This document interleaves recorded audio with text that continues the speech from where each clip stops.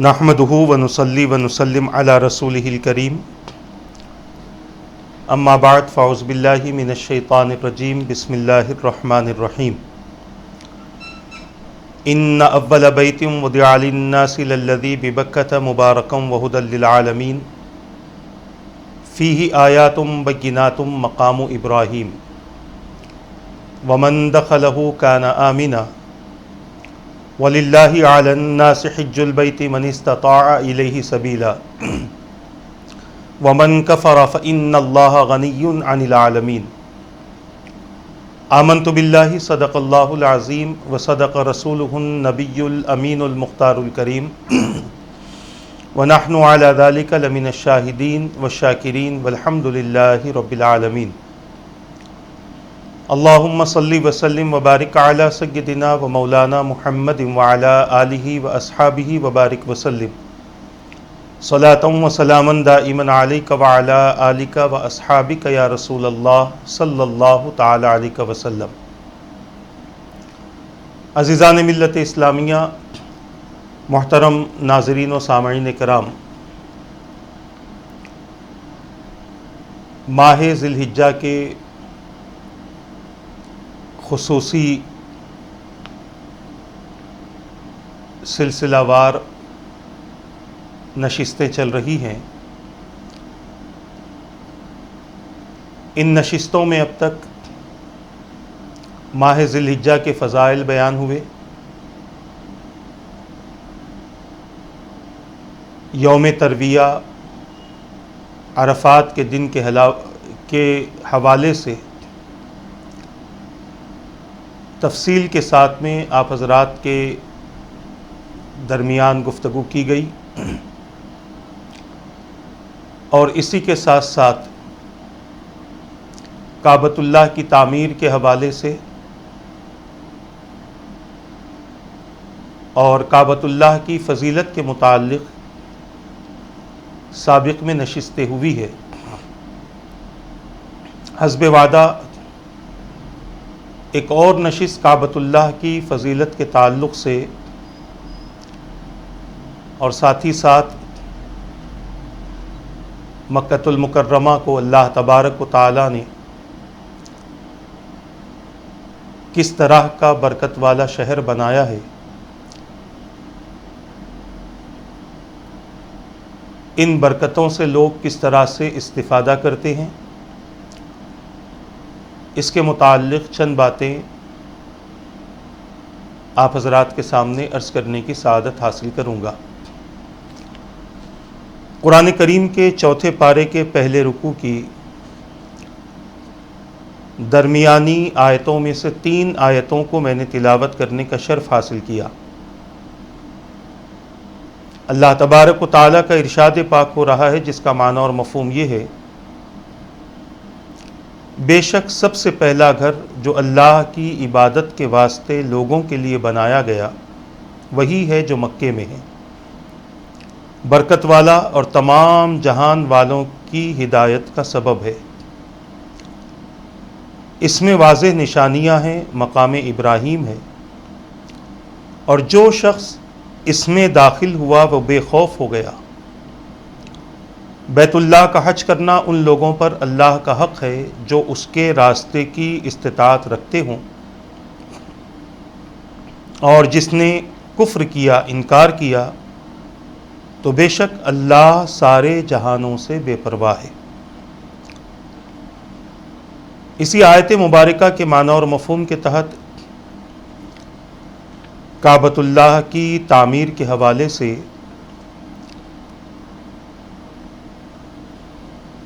چند باتیں عرض کی گئی تھی، اور اس کے بعد میں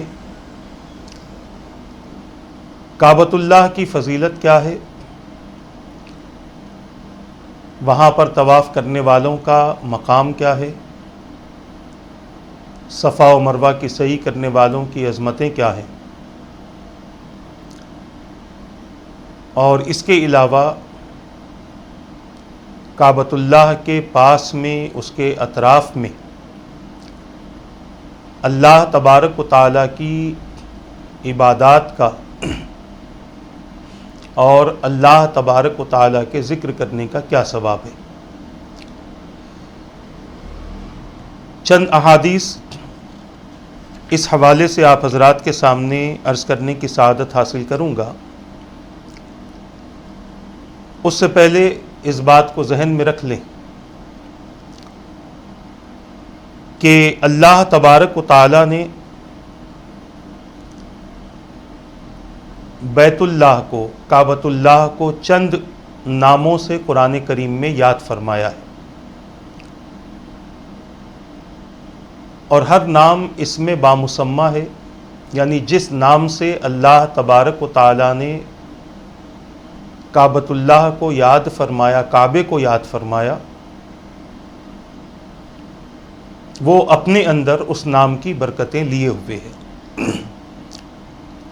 قرآن کریم میں اللہ تبارک و تعالی نے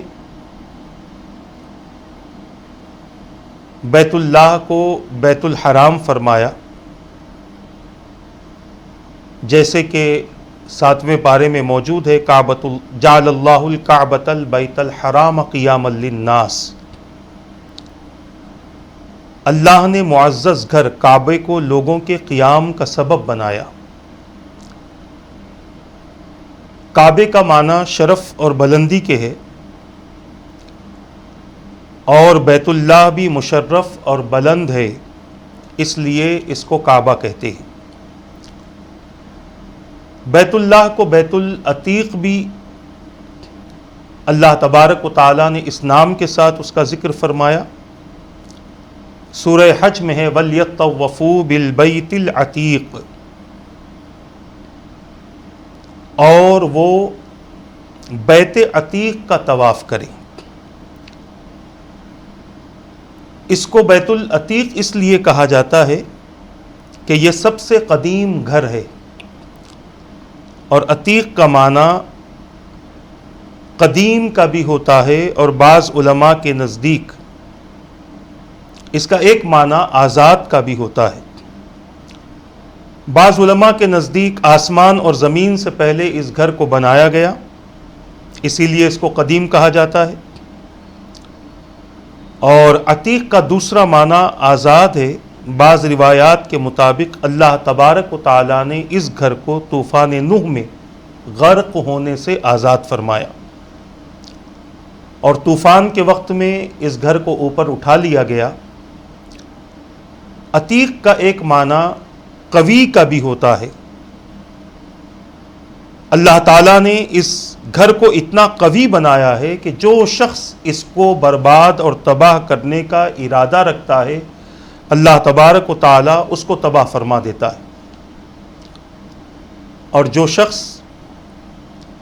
اس گھر کی زیارت کے قصد سے، ارادے سے جب بیت اللہ پہنچتا ہے تو اللہ تبارک و تعالی اس بندے کو جہنم سے آزاد فرما دیتا ہے۔ یہ عتیق کا ایک اور معنی ہے۔ بیت اللہ کو مسجد حرام بھی کہتے ہیں، جیسے قرآن مقدس میں ہے سبحان الذی اسریٰ بعبدہ لیلا من المسجد الحرام، پاک ہے وہ ذات جس نے اپنے معظم اور مکرم بندے کو رات کے قلیل حصے میں مسجد حرام سے سیر کروائی۔ معنی اور مفہوم میں نے آپ کے سامنے عرض کیا ہے۔ بیت اللہ کو مسجد حرام اس لیے کہا گیا کہ اللہ تبارک و تعالی نے اس مسجد کی حرمت کی وجہ سے اس شہر میں قتال کو حرام کر دیا، اور یہ دائمی حرمت ہے۔ اس شہر میں شکار کو حرام کر دیا گیا حدود حرم میں، اس شہر کے درختوں کو اور اس کی گھاس کاٹنے کو حرام کر دیا، اس شہر کے جانوروں کو ستانا اور پریشان کرنا حرام ہے، اس میں حدود جاری کرنا حرام ہے،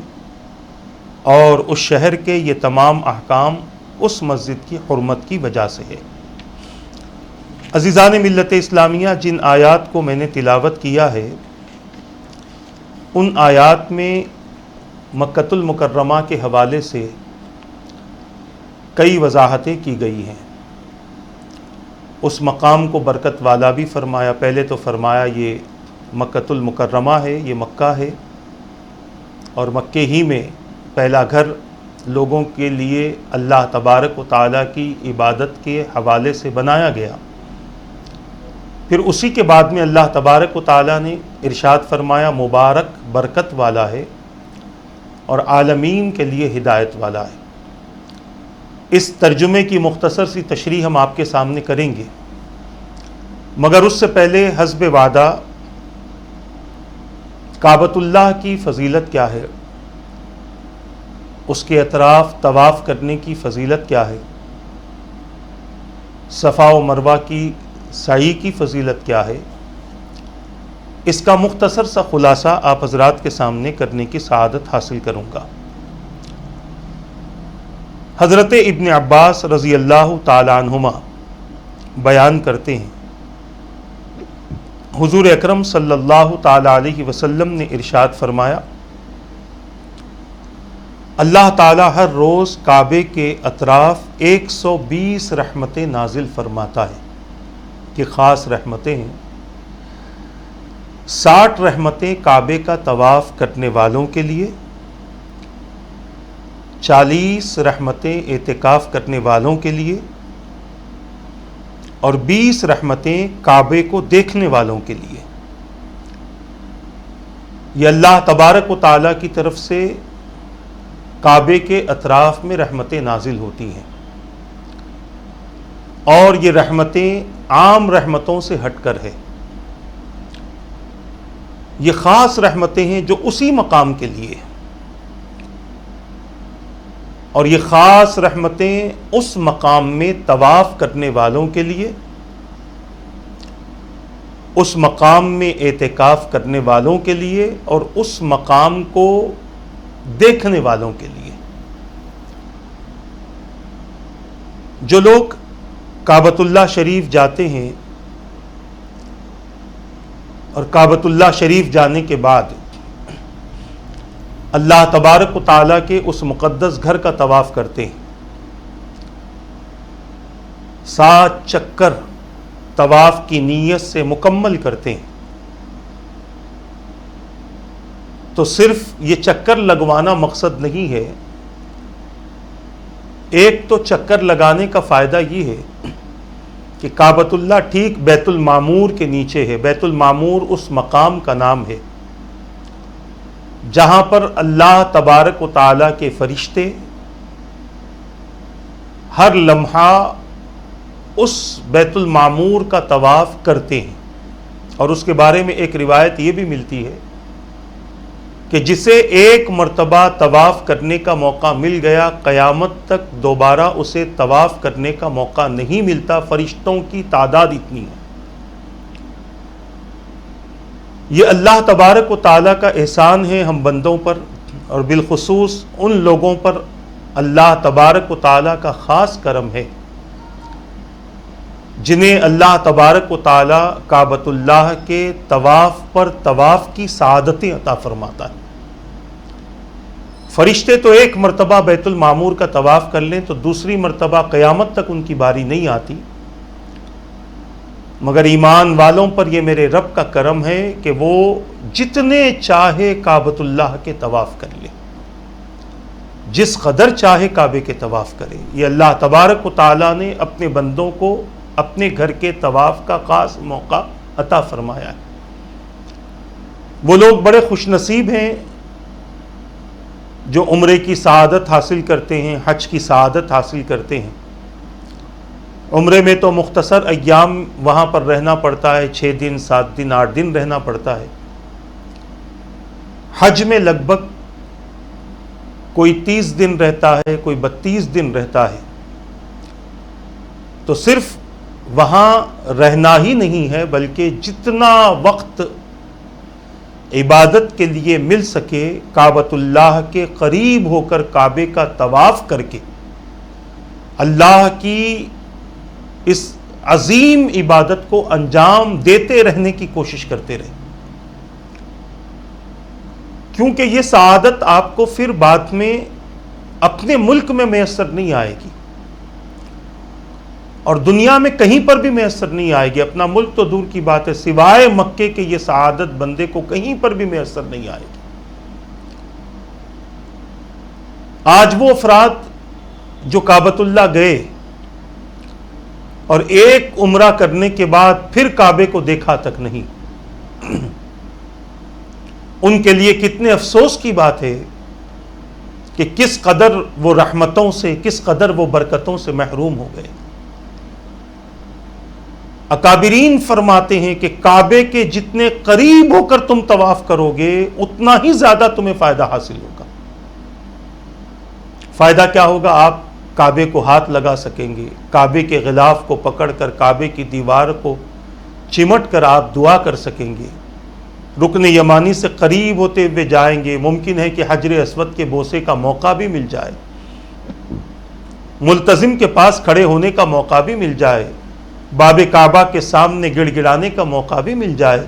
قریب ہو کر طواف کرنے کا یہ فائدہ ہوتا ہے۔ مگر بھیڑ کی وجہ سے بہت سارے لوگ ڈر بھی جاتے ہیں۔ اگر یہ خوف ہے تو دور ہی سے طواف کریں، یہ نہیں کہ انہیں رحمتیں نہ ملیں گی، بلکہ قریب رہنے والے کو دوہرا ثواب ہوگا۔ ایک تو قریب رہنے کا ثواب، دوسرا اللہ کی رحمتیں جو حضور نے وعدہ فرمایا ہے، جو حضور نے ظاہر فرمائی ہیں، ان رحمتوں کا وہ بندہ مستحق ہوگا۔ زندگی میں کبھی بھی عمرے کی سعادت حاصل ہو یا زندگی میں کبھی بھی حج بیت اللہ نصیب ہو تو اس بات کو خاص طور سے ذہن میں رکھ لیں کہ صرف جا کر اپنے آپ کو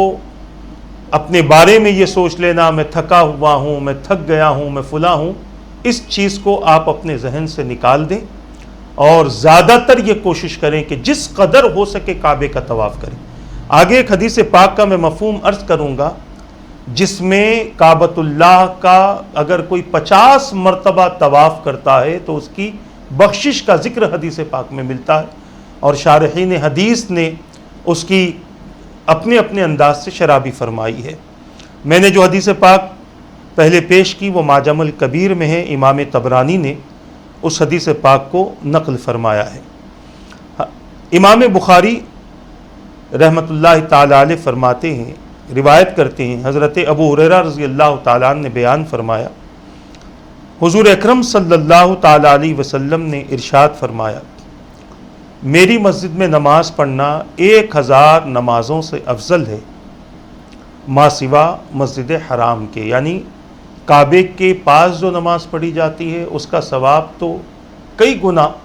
بیان کیا گیا، یہاں تک کہ مشہور ہے کہ ایک نماز کا ثواب 1,00,000 نماز کے ثواب کے برابر اللہ تبارک و تعالی اپنے بندوں کو عطا فرماتا ہے۔ حضرت سیدنا انس ابن مالک رضی اللہ تعالیٰ عنہ بیان کرتے ہیں، حضور اکرم صلی اللہ تعالیٰ علیہ وسلم نے ارشاد فرمایا، کسی شخص کا اپنے گھر میں نماز پڑھنا ایک نماز پڑھنے کے برابر ہے،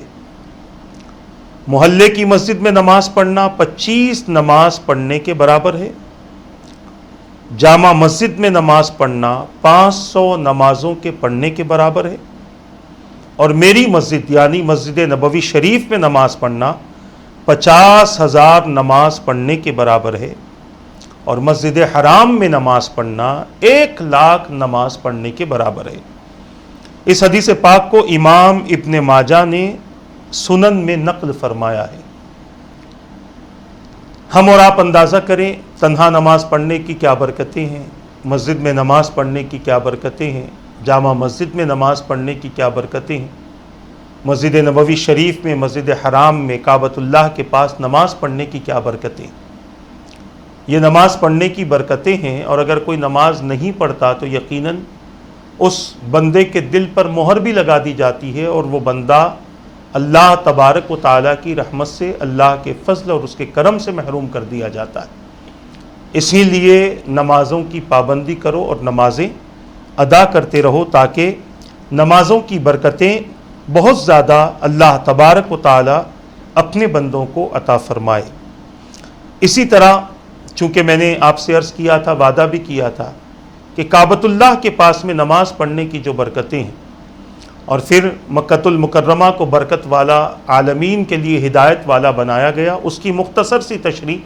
آپ کے سامنے ان روایتوں کو نقل کرنے کے بعد پیش کرنے کی سعادت حاصل کروں گا۔ حضور اکرم صلی اللہ تعالیٰ علیہ وسلم نے ارشاد فرمایا، حضرت ابو ہریرہ رضی اللہ تعالیٰ عنہ بیان کرتے ہیں کہ صرف 3 مساجد کی طرف سفر کیا جائے، مسجد حرام،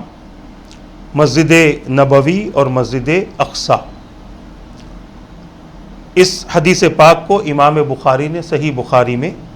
نقل فرمایا۔ اس کا مقصد کیا ہے، اس کا منشا کیا ہے، اس کی وجوہات کیا ہیں؟ تو اس کے بارے میں علماء نے فرمایا کہ ثواب کی کثرت کی نیت سے اگر کوئی بندہ اپنے اعمال میں ثواب کا ذخیرہ کرنا چاہتا ہے تو وہ ان 3 مساجد کا سفر کرے، کیونکہ یہ 3 مساجد ایسی ہیں کہ جس میں نمازیں پڑھنے کا بہت زیادہ ثواب ہے، ذکر کرنے کا بہت زیادہ ثواب ہے، تلاوت قرآن کرنے کا بہت زیادہ ثواب ہے، نیک اعمال کا بہت زیادہ ثواب ہے۔ اور اگر بندہ اس مقام پر بھی پہنچ کر گناہوں سے باز نہ آئے، غلطیوں سے باز نہ آئے، اللہ اور اس کے رسول کی نافرمانیوں سے باز نہ آئے، اس مقدس مقام میں جا کر بھی نمازوں کو چھوڑ دے، فجر چھوڑ دے، ظہر میں تاخیر کرے، عصر چھوڑ دے، مغرب چھوڑ دے، عشاء چھوڑ دے، تو یقیناً وہ اپنی اس قسمت پر روئے، اپنے مقدر پر روئے کہ ایسے مقام پر جانے کے باوجود وہ نمازوں سے محروم رہا، اللہ تبارک و تعالیٰ کی عبادت سے اور اللہ تبارک و تعالیٰ کے فضل سے وہ محروم رہا۔ عزیزان ملت اسلامیہ، امام طبرانی رحمۃ اللہ تعالیٰ علیہ اپنی کتاب معجم الکبیر میں یہ روایت کرتے ہیں، حضرت ابن عباس رضی اللہ تعالیٰ عنہما بیان کرتے ہیں کہ حضور اکرم صلی اللہ تعالیٰ علیہ وسلم نے ارشاد فرمایا، جو شخص نیکی کرتا ہوا بیت اللہ میں داخل ہو وہ اپنے گناہوں سے بخشا ہوا بیت اللہ سے نکلے گا۔ کیا پیاری حدیث ہے اور کیا پیاری خوشخبری ہے ان حضرات کے لیے جو کعبۃ اللہ میں اس انداز سے داخل ہوتے ہیں کہ اس کی زبان پر خدا کا ذکر ہے، اس کی زبان پر قرآن کریم کی تلاوت ہے، اس کی زبان پر اللہ تبارک و تعالیٰ کی تسبیح و تحلیل و تقدیس و تحمید ہے، وہ کسی کی غیبت نہیں کر رہا حالت احرام میں، وہ بیہودہ گفتگو نہیں کر رہا حالت احرام میں، وہ کسی سے جھگڑا نہیں کرتا حالت احرام میں، اور مکمل نیکیاں کرتا ہوا، لبیک اللہم لبیک کی صدائیں لگاتا ہوا اس مقدس مسجد حرام میں داخل ہوتا ہے، اور پھر وہاں داخل ہوتا ہے اور اس حال میں وہ داخل ہوتا ہے، تو جب وہ نکلے گا وہاں سے تو اللہ تبارک و تعالی اسے اس کے گناہوں کو معاف فرما کر اسے وہاں سے نکالے گا۔ جس بندے کو ان مقامات میں جانا نصیب ہو، اس بندے کو چاہیے کہ وہ مکمل نیکیاں کرتا ہوا اللہ تبارک و تعالیٰ کے اس مقدس گھر میں داخل ہونے کی کوشش کرے۔ عزیزان ملت اسلامیہ، اسی طرح حضرت امام ابو سعید جندی فضائل مکہ میں اور امام واحدی اپنی تفسیر میں حضرت جابر ابن عبداللہ رضی اللہ تعالیٰ عنہما سے روایت کرتے ہیں، حضور اکرم صلی اللہ علیہ وسلم نے فرمایا، جس شخص نے بیت اللہ کے گرد 7 طواف کیے اور مقام ابراہیم کے پاس میں 2 رکعت نماز ادا کی اور زمزم کا پانی پیا، اس کے جتنے بھی گناہ ہوں گے معاف کر دیے جائیں گے۔ کعبۃ اللہ بڑی عظمت والا مقام ہے، اس مقام کی جتنی بھی عظمتیں بیان کی جائیں کم ہے،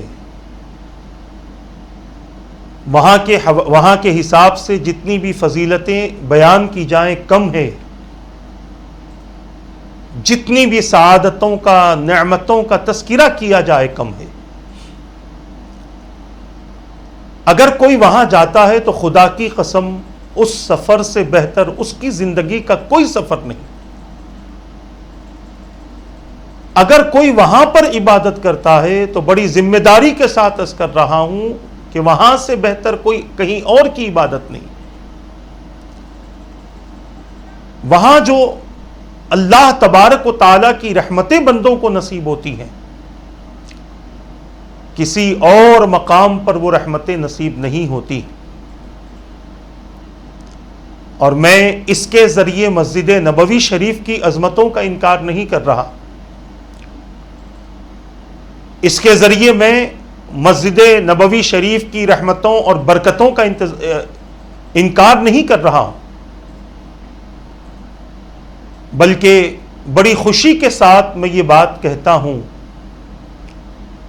کہ کعبۃ اللہ کے طواف سے بندے کی بخشش ہوتی ہے اور حضور کے روضے پر حاضری سے اس بخشش کی سرٹیفکیٹ ملتی ہے. من زار قبری وجبت لہ شفاعتی، جس نے میرے قبر انور کی زیارت کر لی اس پر میری شفاعت واجب ہو چکی، سند مل رہی ہے. جو لوگ انکار کرتے ہیں کہ بس مکے میں چلے گئے، یہاں وہاں جانے کی کیا ضرورت، تو آپ جواب دیں کہ یہاں تو بخشش کا اعلان ہوا ہے اور اس بخشش کو سرٹیفکیٹ کے طور پر لینے ہم مدینہ جاتے ہیں، اور وہاں جا کر ہم حضور اکرم صلی اللہ تعالی علیہ وسلم کی با ادب آپ کے روضے کی زیارت کر کے حضور سے اپنی شفاعت کی ضمانت لیتے ہیں، اپنی بخشش کی حضور سے ضمانت لیتے ہیں. تو عرض کر رہا تھا کہ حضور اکرم صلی اللہ تعالی علیہ وسلم نے بڑی فضیلتیں کعبۃ اللہ کے حوالے سے بیان فرمائی. حضور اکرم صلی اللہ تعالی علیہ وسلم نے ارشاد فرمایا کہ جب کوئی شخص بیت اللہ میں طواف کے ارادے سے نکلتا ہے تو اللہ کی رحمت اس کا استقبال کرتی ہے، اور جب وہ بیت اللہ میں داخل ہوتا ہے تو اللہ کی رحمت اس کو ڈھانپ لیتی ہے، اور اس کے ہر قدم کے بدلے اللہ تعالیٰ 500 نیکیاں لکھواتا ہے، اور اس کے 500 گناہ مٹائے جاتے ہیں، اس کے 500 درجات بلند ہوتے ہیں. اور جب وہ طواف سے فارغ ہو کر مقام ابراہیم کے پیچھے 2 رکعت نماز پڑھتا ہے تو وہ گناہوں سے اس طرح پاک ہوتا ہے جیسے اپنی ماں کی پیٹ سے کوئی بچہ پاک پیدا ہوتا ہے. اور اس کے لیے اولاد اسماعیل سے 10 غلاموں کے آزاد کرنے کا اجر لکھوایا جاتا ہے، اور حجر اسود کے قریب ایک فرشتہ اس کا استقبال کر کے کہتا ہے تم اپنے پچھلے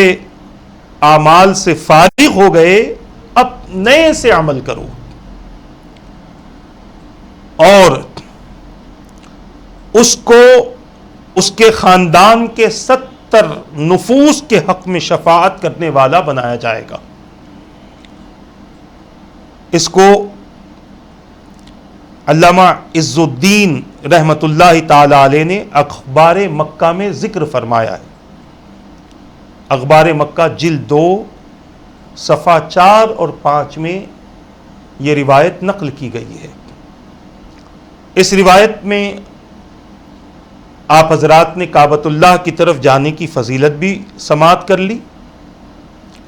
داخل ہونے پر کیا ثواب ہے، ہر قدم کے بدلے میں کیا ثواب ہے، طواف کا کیا ثواب ہے، مقام ابراہیم کے پاس نماز پڑھنے کا کیا ثواب ہے، اور پھر اسے غلام آزاد کرنے کا ثواب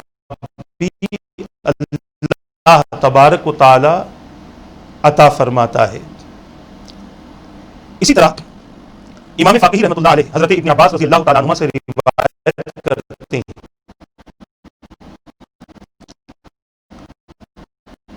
کہ 70,000 فرشتے کعبے کا احاطہ کیے ہوئے ہیں، وہ طواف کرنے والوں کے لیے استغفار کرتے ہیں، ان کے گناہوں کی مغفرت اللہ تبارک و تعالیٰ کی بارگاہ میں طلب کرتے ہیں. امام ترمذی نے حضرت ابن عباس رضی اللہ تعالیٰ عنہما سے روایت کیا، حضور نے ارشاد فرمایا جس شخص نے بیت اللہ کے گرد 50 طواف کیے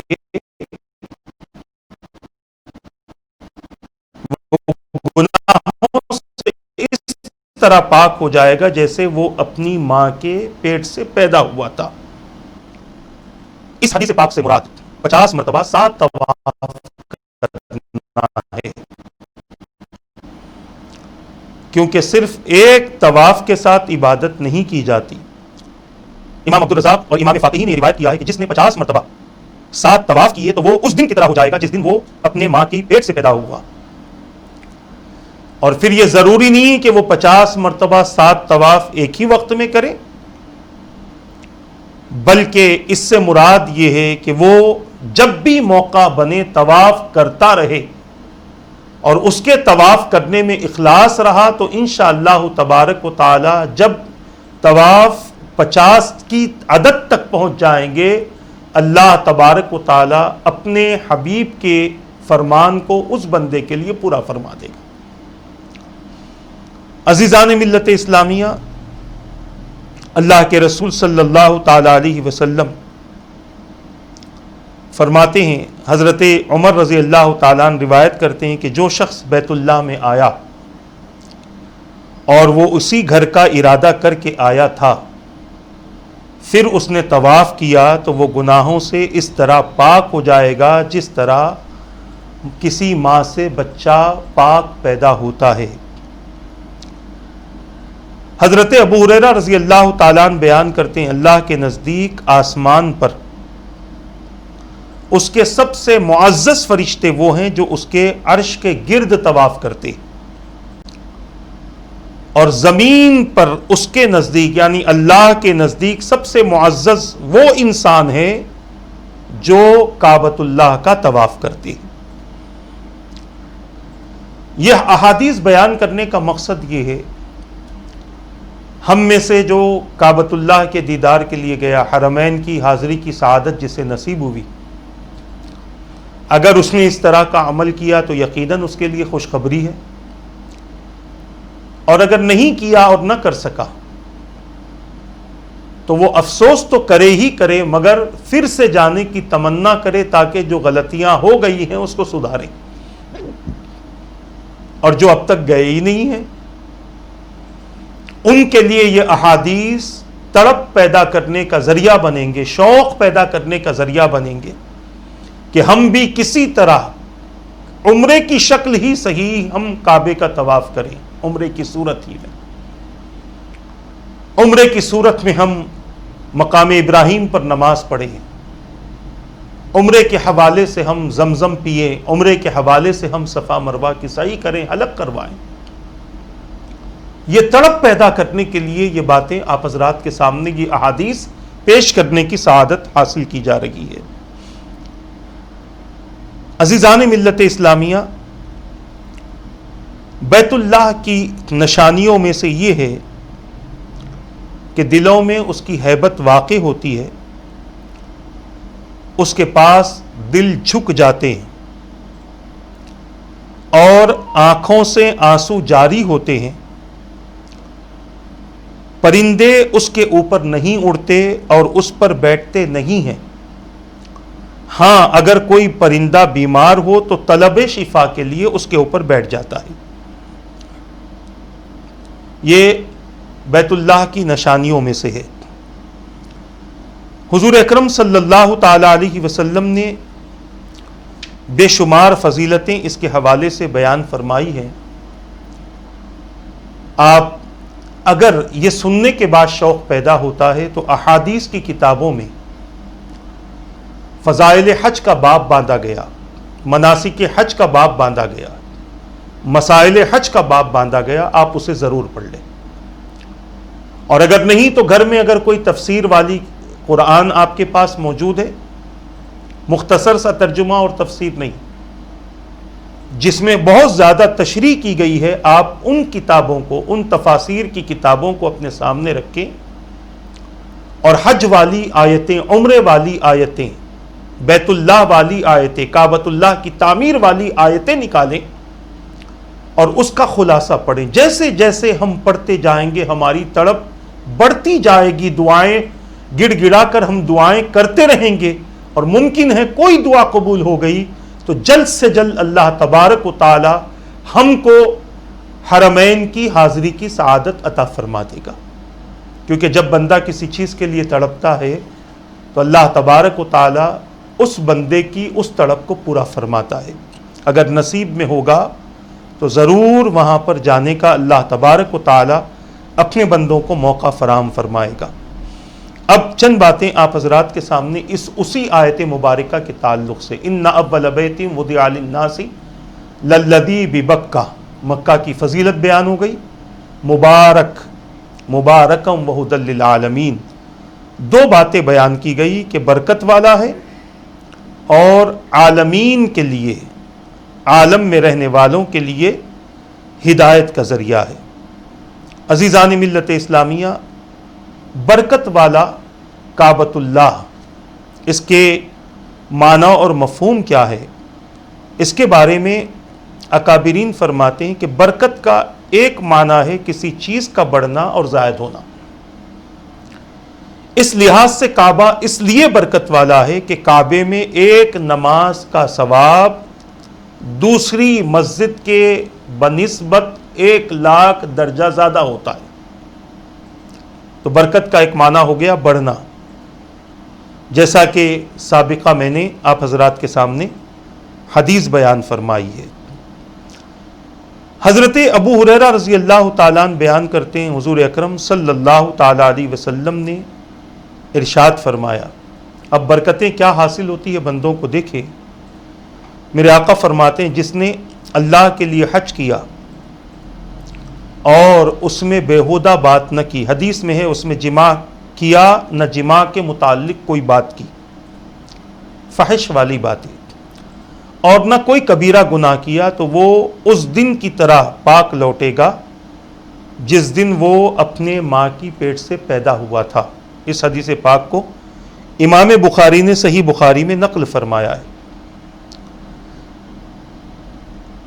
امام مسلم اپنی کتاب میں ایک حدیث نقل کرتے ہیں, حضور اکرم صلی اللہ تعالی علیہ وسلم نے ارشاد فرمایا, ایک عمرے سے دوسرے عمرے تک کے گناہوں کا کفارہ, ایک گناہوں کا کفارہ ہو جاتا ہے, اور حج مبرور کی جزا صرف جنت ہے. ایک عمرہ دوسرا عمرہ کرنے سے پہلے جو گناہ جو غلطیاں ہوتی ہیں وہ عمرہ دوسرے عمرے کے لیے گناہوں کا کفارہ ہو جاتا ہے. اور اگر کوئی بندہ حج مبرور کرتا ہے, یعنی نیکیوں والا حج, اللہ کے ذکر والا حج, اللہ کی اطاعت والا حج, اس میں نہ اس نے بیہودہ بات کہی, نہ گناہ کیا, نہ جھگڑے کیے, نہ غیبت کی, نہ کوئی برا کام کیا, صرف ذکر کرتا رہا, لبیک اللہم لبیک کی صدائیں لگاتا رہا, اللہ اکبر پڑھتا رہا, کسی کے ساتھ میں حسن سلوک کرتا رہا, نیکیوں کی دعوت دیتا رہا, اپنی زبان پر بیہودہ اور فحش کلمات کا اس نے استعمال نہیں کیا, تو اللہ کے رسول فرماتے ہیں اس حج کی جزا اللہ تعالی جنت عطا فرماتا ہے. حج مبرور کی تعریف یہ ہے کہ اس میں کوئی گناہ نہ کیا جائے, اور ایک قول یہ ہے کہ حج کرنے کے بعد انسان پہلے سے زیادہ نیک ہو جائے اور دوبارہ گناہوں کو نہ کرے. ایک اور قول یہ ہے کہ جو حج ریاکاری کے لیے نہ کیا جائے. تیسرا قول یہ ہے کہ جس حج کے بعد انسان گناہ نہ کرے وہ حج مبرور ہے. برکت کا ایک معنی ہے دوام اور بقا, یعنی ہمیش کی. چونکہ روئے زمین پر ہر وقت کسی نہ کسی جگہ نماز کا وقت ہوتا ہے, اس لیے ہر وقت کعبے کی طرف توجہ کر کے عبادت کی جاتی ہے, اور خود کعبے میں بھی ہر وقت نماز پڑھی جاتی ہے. اس لیے کعبے کی طرف منہ کر کے اور خود کعبے میں دائماً یعنی ہمیشہ عبادت کی جاتی ہے. کہیں نہ کہیں نماز ہوتی رہتی ہے, کوئی نہ کوئی نماز پڑھتا رہتا ہے, یعنی ہمیشہ اس کی طرف لوگوں کی توجہ ہوتی ہے اور لوگ اس کی طرف چہرہ کر کے اپنی اللہ تبارک و تعالیٰ کی عبادتیں کرتے ہیں. کعبۃ اللہ تمام عالمین کے لیے ہدایت ہے، اور اس کی وجہ اکابرین بیان فرماتے ہیں تمام کعبہ روئے زمین کے نماز پڑھنے والوں کے لیے قبلہ ہے، اور وہ اس کی طرف منہ کر کے نماز پڑھتے ہیں، اس لیے کعبہ تمام جہان والوں کے لیے سمت قبلہ کی ہدایت ہے۔ ایک اور بات بیان کی جاتی ہے، کعبۃ اللہ، کعبہ اللہ تعالیٰ کی الوہیت اور اس کی وحدانیت پر دلالت کرتا ہے،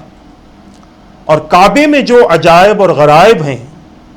وہ حضور اکرم صلی اللہ تعالی علیہ وسلم کے صدق اور آپ کی نبوت پر دلالت کرتے ہیں۔ اس اعتبار سے کعبہ تمام جہان والوں کے لیے ہدایت ہے۔ ایک اور قول بیان کیا گیا کہ کعبہ تمام جہان والوں کو جنت کی ہدایت دیتا ہے، اور خلوص نیت سے کعبے کی زیارت، کعبے کا طواف کرے اور اس میں نمازیں پڑھے تو کعبہ ان کو جنت کی ہدایت دیتا ہے۔ عزیزان ملت اسلامیہ، اسی طرح اللہ تبارک و تعالیٰ نے قرآن مقدس میں کعبۃ اللہ کے تعلق سے بیان فرمایا کہ فیہ آیاتم بیناتم مقام ابراہیم، کہ اس میں واضح نشانیاں ہیں، مقام ابراہیم ہے۔ کہاں پر؟ کعبۃ اللہ میں نشانیاں بہت ہیں، اور پھر رب نے فرمایا کہ اس میں مقام ابراہیم ہے۔ واضح نشانیوں سے مراد بعض ائمہ نے کعبۃ اللہ کی تعمیر لی ہے، زمزم کا کنواں لیا ہے، صفا و مروہ بیان کیا ہے۔ مختلف اکابرین نے اس کی مختلف تشریحات فرمائی ہے۔ یہ وہ مقام ہے جس مقام کے لیے اللہ کے نبی حضرت سیدنا ابراہیم علیہ السلام نے اللہ کی بارگاہ میں کئی دعائیں کی کہ مولا اس شہر کو امن والا بنا دے۔ وَإِذْ قَالَ إِبْرَاهِيمُ رَبِّ اجْعَلْ هَٰذَا بَلَدًا آمِنًا، اس شہر کو امن والا بنا دے۔ تو رب نے فرمایا قرآن کے 4 پارے میں وَمَن دَخَلَهُ كَانَ آمِنًا، جو اس میں داخل ہو گیا امن پا گیا۔ معنی اور مفہوم میں نے آپ کے سامنے عرض کیا ہے۔ اسی طرح اس کعبۃ اللہ کے اطراف کافی دور تک حرم بنا دیا گیا تاکہ اس میں کسی قسم کا قتال نہ ہو، اس میں کسی قسم کے لڑائی جھگڑے نہ ہو، اور اس میں کسی قسم کی بیہودہ حرکتیں نہ ہو۔ اور پھر جو کعبۃ اللہ میں داخل ہو گیا وہ بے خوف بھی ہو جاتا ہے، اسے کوئی خوف نہیں رہتا، اور بے خوف ہو کر وہ اللہ تبارک و تعالیٰ کی عبادت کرتا ہے۔ نہ اسے چوری کا خوف ہوتا ہے، نہ اسے کسی کے مارنے کا خوف ہوتا ہے، نہ اس پر کسی کے ظلم کا خوف ہوتا ہے، اور نہ اسے کوئی اور خوف ستاتے ہیں، بلکہ وہ بے خوف ہو کر اللہ تبارک و تعالیٰ کی عبادت میں اور اللہ تبارک و تعالیٰ کے ذکر میں وہ بندہ مصروف ہو جاتا ہے۔ محترم ناظرین و سامعین کرام، یہ میں نے کعبے کے چند فضیلتیں آپ حضرات کے سامنے بیان کی ہیں، اور میں نے درمیان ہی میں عرض کر دیا کہ اس کے بیان کرنے کا مقصد صرف اور صرف یہی ہے کہ ہمارے اندر اس مقام کو دیکھنے کی تڑپ پیدا ہو، اور صرف دیکھنے کی نہیں بلکہ وہاں کی عبادتوں کی تڑپ پیدا ہو کہ جہاں کا جانا گناہوں سے پاک ہو جانے کا سبب بن جاتا ہے، اور جہاں کا جانا مغفرت کا سبب بن جاتا ہے، اور جہاں کا جانا، جہاں کے اعمال بندے کو جنت دلا دیتے ہیں۔ آسان بھی ہے یہ چیز اور مشکل بھی ہے یہ چیز، کیونکہ بندہ جتنی بڑی عبادت کرنا چاہتا ہے شیطان اتنا ہی زیادہ اسے بہکانے کی کوشش کرتا ہے۔ یہ بات ہم نے اپنی نگاہوں سے یہ چیز مکے میں دیکھی ہے کہ لوگ عمرے کے ارادے سے نکلتے ہیں، جاتے ہیں، ایک عمرہ کر لیتے ہیں، اور پھر اپنی ہوٹل کے پاس ہی بیٹھے رہتے ہیں، وہیں کے آس پاس کی مسجدوں میں نماز پڑھ لیتے ہیں، اور پھر اپنی گپ شپ میں اپنا وقت گزار دیتے ہیں۔ آپ دیکھیں کہ جانے کا مقصد کیا تھا؟ کعبۃ اللہ کا دیدار تھا، اور اگر ایک ہی مرتبہ دیدار تھا تو سمجھ لیں کہ ہمارے اندر وہ نیکیوں کے حصول کا جذبہ نہیں ہے جس کا تذکرہ مصطفیٰ جان رحمت صلی اللہ علیہ وسلم نے کیا ہے۔ اللہ تبارک و تعالیٰ کی بارگاہ میں دعا گو ہوں کہ رب قدیر میرے کہنے میں جو غلطیاں ہوئی ہیں اسے معاف فرما دے۔ پروردگار ہم سب کے دلوں میں حرمین کی حاضری کی تڑپ پیدا فرما دے، اور ہم سب کو مرنے سے پہلے حرمین کی حاضری نصیب فرما دے۔ پروردگار وہاں کی عبادتیں نصیب فرما، وہاں کا طواف نصیب فرما، وہاں کی سعی نصیب فرما، وہاں کا زمزم نصیب فرما دے۔ مقام ابراہیم کے قریب، مقام ابراہیم کے سامنے، مقام ابراہیم کے پاس نمازیں نصیب فرما دے۔ پروردگار حج کی سعادت بھی عطا فرما، وقوف عرفات عطا فرما، وقوف مزدلفہ عطا فرما۔ مولا تیرے مقبول اور محبوب بندوں میں شامل فرما۔ ہم سے ہر قسم کی برائی کو، بد کرداری کو، بے حیائی کو، ہر قسم کے فسق و فجور کو دور فرما دے۔ ہمارے گناہوں کو معاف فرما دے۔ رب قدیر جو اعمال ہم سے ہو رہے ہیں اسے قبول فرما، اور جن اعمال سے ہم دور ہیں ان نیک اعمال کے کرنے کی ہمیں توفیق عطا فرما۔ جن جن لوگوں نے دعاؤں کے لیے کہا ان کے جائز مقاصد کو پورا فرما برحمتک یا ارحم الراحمین۔ وما علینا الا البلاغ۔ السلام علیکم ورحمۃ اللہ وبرکاتہ۔